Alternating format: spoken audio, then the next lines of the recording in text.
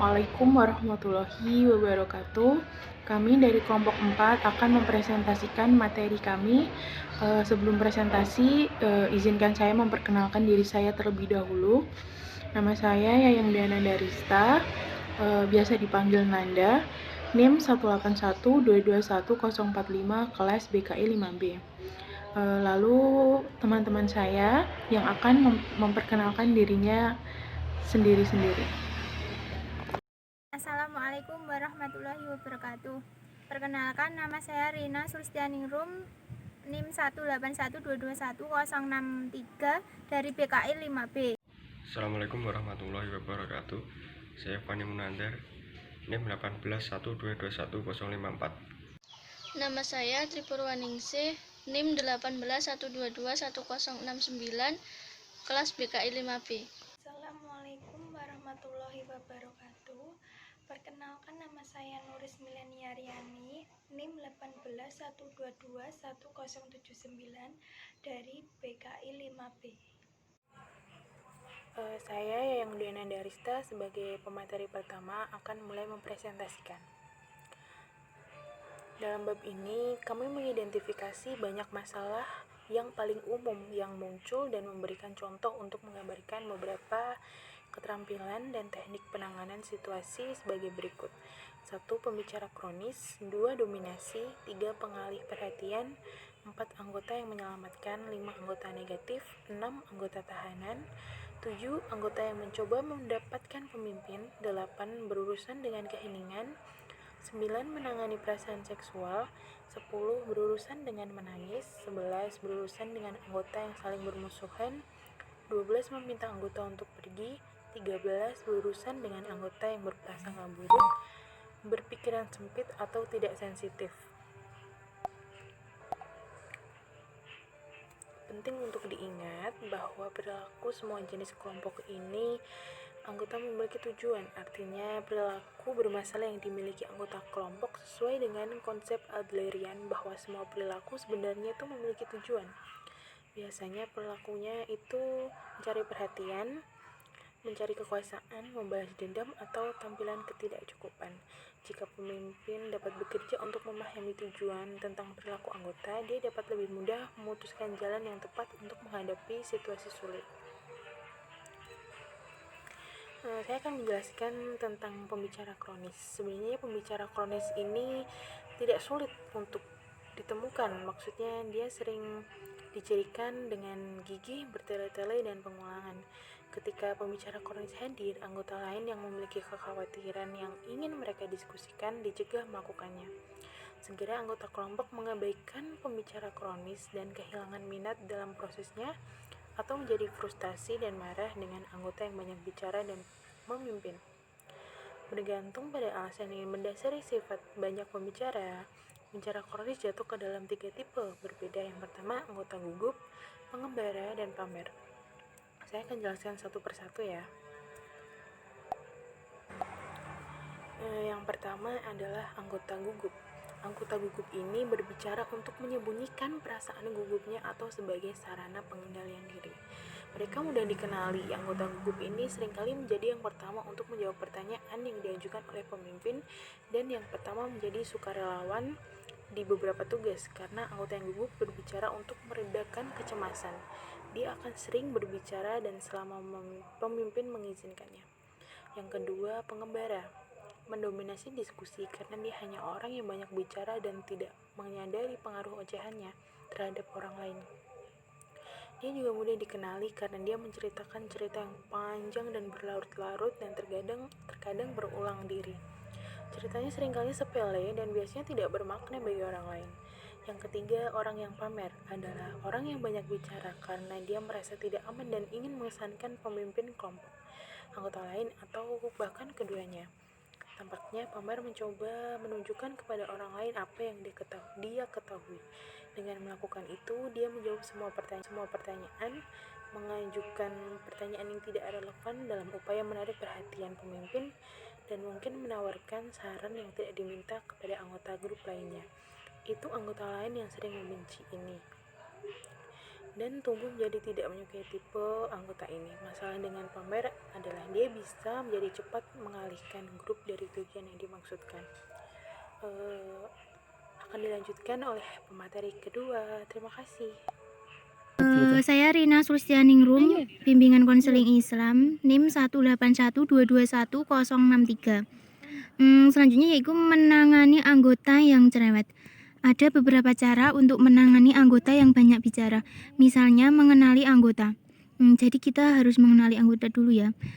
Pemimpin dapat membuat anggota membentuk pasangan, membuat yakin dia memasangkan dirinya dengan anggota yang banyak bicara. Di angka 2, pemimpin bisa mencoba untuk berbicara dengan anggota tentang banyak bicaranya. Kemudian, keuntungan dari strategi ini adalah bahwa anggota yang banyak bicara menerima pesan tentang sifatnya yang banyak bicara hanya dari satu orang, sehingga mengurangi rasa malu. Ada beberapa strategi yang melibatkan seluruh kelompok. Salah satunya adalah untuk tujukan ke grup dengan harapan anggota yang banyak bicara mendengar pesannya. Strategi lainnya melibatkan mencari umpan balik dari anggota. Kemudian contohnya yaitu awal kehidupan kelompok dan pemimpin ingin mengengkang pengembara itu berbicara tetapi pada saat yang sama tidak tampak kritis terhadap anggota. Oleh karena itu, pemimpin dengan memutuskan untuk menyampaikan pesan ke seluruh kelompok dengan melihat semua orang saat dia berbicara. Selanjutnya yaitu dominator. Dominator di sini adalah anggota yang mencoba untuk mengatur grup. Anggota ini berbeda dari pembicara kronis karena orang ini ingin mengatur segalanya dan masuk kontrol. Anggota semacam ini cukup umum dalam pengaturan perawatan perumahan dan dalam kelompok sekolah. Dalam pendidikan, diskusi, atau kelompok tugas, seorang dominator adalah sering hadir. Yang selanjutnya, pemimpin harus mencoba beberapa teknik berbeda yang disarankan untuk berurusan dengan pembicara kronis. Namun, pemimpin seringkali membutuhkannya bertemu dengan anggota semacam ini secara pribadi untuk mendiskusikan perilakunya dalam grup. Kadang-kadang, anggota semacam ini bisa digunakan sebagai pembantu atau diberi peran itu membuatnya merasa istimewa. Di lain waktu, perilakunya sedemikian rupa sehingga dia harus ditanyai untuk keluar dari grup karena dia tidak mau memberikan kendali kepada pemimpin. Yang selanjutnya yaitu pengganggu. Karakternya adalah anggota yang mencari perhatian atau menghindari melihat pada dirinya sendiri. Untuk mencapai hal ini, dia mencoba melepaskan tugas kelompok dengan mengungkit subjek yang tidak terkait atau mengajukan pertanyaan yang tidak relevan. Kemudian beberapa gangguan membuat keributan atau bergerak sebagai cara untuk mengalihkan perhatian anggota. Orang ini sering ditemukan di sekolah atau kelompok perumahan dan dalam kelompok yang tidak sukarela. Terkadang anggota ini sangat sulit untuk dihadapi karena dia tidak sengaja mencoba mengalihkan perhatian kelompok. Berbicara dengan anggota tersebut dan kemudian mengabaikannya. Komentar atau perilakunya sering membantu meminimalkan efek dari mengganggu. Kemudian yang selanjutnya anggota penyelamat. Menyelamatkan adalah upaya anggota untuk meredam perasaan negatif yang dialaminya oleh anggota lain dalam grup. Ketika seorang anggota menjadi kesal, sering anggota kelompok lain berusaha menenangkan anggota tersebut dengan pertanyaan seperti, "Sekarang jangan khawatir, semuanya akan baik-baik saja." Atau semuanya memiliki cara untuk bekerja sendiri jika Anda hanya memberinya waktu. Hal ini biasanya tidak membantu, dan komentar semacam itu sering terdengar merendahkan. Penyelamatan dapat mencegah anggota kesakitan dari masalah pemecahan. Contohnya, salah satu anggota judi atau menangis saat dia memberitahu grup tentang perceraiannya yang akan datang. Saat dia melakukannya anggota lain Karen mencoba menyelamatkannya. Karen, jangan khawatir Judi, semuanya akan baik-baik saja. Bismillahirrahmanirrahim. Di sini saya Fani Munandar, NIM 181221054 ingin melanjutkan presentasi di atas, yaitu anggota negatif. Anggota negatif adalah orang yang terus-menerus mengeluh tentang kelompoknya. atau tidak setuju dengan anggota grup lainnya. Anggota negatif sangat merepotkan karena sikap dan perilaku mereka berlawanan dengan tujuan pemimpin untuk mempertahankan sikap positif nada kerja. Jika satu atau dua anggota negatif dan mulai mengeluh, anggota lain kadang-kadang akan bergabung dan juga menjadi negatif. Sesi kelompok bisa menjadi sesi keluhan dan sangat sedikit yang dicapai. Ada 3 kemungkinan strategi untuk menghadapi anggota negatif. Yang pertama, bicaralah dengan orang di luar kelompok dan coba tentukan alasannya sangat negatif. Pemimpin bahkan bisa meminta kerja sama anggotanya dalam membuat kelompok menjadi produktif. Terkadang anggota seperti itu sederhana, ingin pemimpin dapat menawarkan peran positif ke negatif anggota. Yang kedua, identifikasi sekutu anggota kelompok yang positif dalam kelompok dan langsung pertanyaan dan komentar untuk mereka. Membuat anggota ini berbicara lebih banyak anggota negatif dapat membantu membentuk nada yang lebih positif grup. Sangat mengajukan pertanyaan kepada kelompok, hindari kontak mata dengan yang negatif orang sehingga Anda tidak menariknya keluar. Pemimpin biasanya harus menghindari menghadapi anggota negatif di depan anggota kelompok lainnya. Konfrontasi ini bisa berubah menjadi pertengkaran antara pemimpin dan anggota negatif yang tidak akan produktif untuk anggota kelompok lainnya. Jika pemimpin menemukan dirinya dalam segala jenis argumentatif situasi, dia harus mengalihkan fokus ke orang atau topik lain dan kemudian berbicara anggota negatif di akhir grup. Beberapa anggota ada yang menolak karena dipaksa masuk kelompok. Terkadang para anggota ini akan mengatasi perlawanan mereka jika mereka diberi kesempatan untuk mengungkapkan kemarahan mereka. 4 contoh anggota yang resisten adalah: yang pertama, anggota yang pada pertemuan pertama mengatakan tidak tahu mengapa dia harus hadir di pertemuan itu dan tidak melihat bagaimana kelompok itu bisa bermanfaat. Yang kedua, anggota yang datang dan duduk dengan tangan disilangkan dan tidak berkontribusi kecuali dipaksa dan kemudian mengatakan sesedikit mungkin. Yang ketiga, anggota yang selalu berusaha memfokuskan kelompok pada topik yang tidak relevan ke grup seperti film olahraga atau mode terkini. Yang keempat, anggota yang tidak melawan kelompok tetapi menolak perubahan sesuatu tentang dirinya. Contoh, Angela telah membahas tentang menjadi seorang ibu dan memiliki karir. Dia telah menyatakan bahwa dia ingin melanjutkan karir tetapi tidak tahu harus berbuat apa dengan anak-anak di siang hari. Berurusan dengan keheningan. Ada keheningan produktif dan non-produktif dalam sebuah kelompok. Produktif keheningan terjadi ketika anggota secara internal memproses sesuatu yang dikatakan atau dilakukan dalam kelompok. Keheningan yang tidak produktif terjadi ketika anggota diam karena mereka bingung mau ngomong apa, takut ngomong, atau bosan. Berurusan dengan perasaan seksual.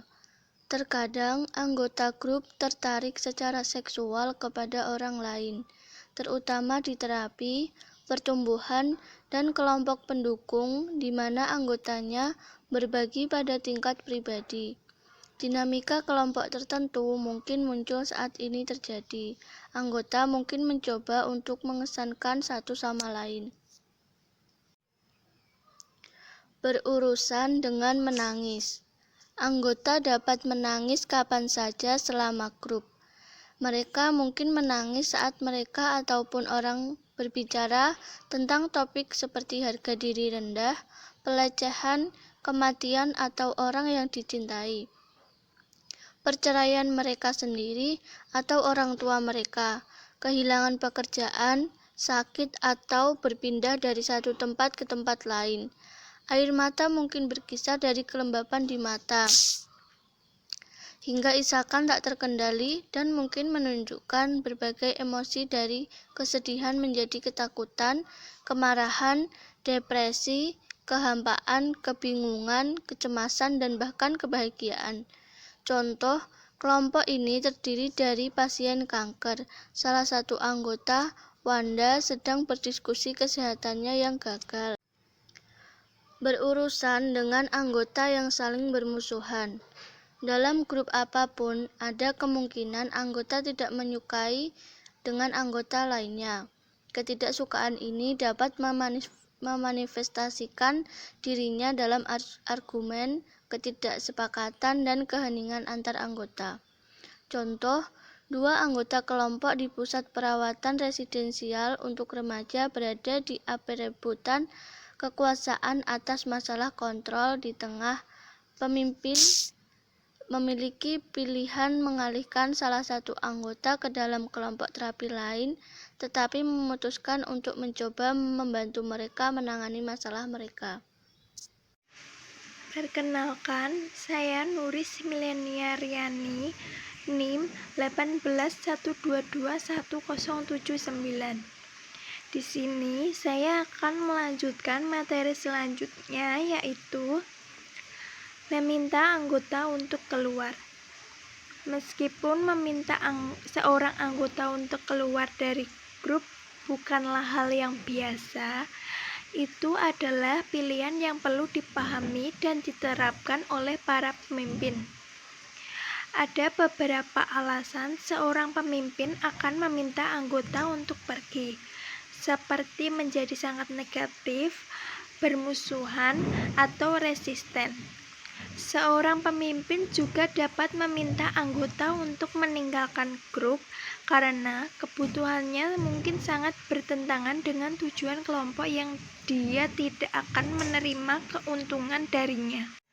Selanjutnya, berurusan dengan prasangka, pikiran sempit, atau anggota yang tidak peka. Kadang-kadang, seorang pemimpin harus berurusan dengan anggota yang sangat sempit atau pandangan berprasangka tentang dunia, orang yang mencoba bertindak sebagai moralis atau pengkhotbah. Ini adalah situasi yang sulit, karena salah satu tujuan kebanyakan kelompok adalah untuk mendengar yang berbeda sudut pandang dan belajar toleran terhadap orang lain. Mungkin itu saja yang dapat saya sampaikan dan kelompok saya sampaikan.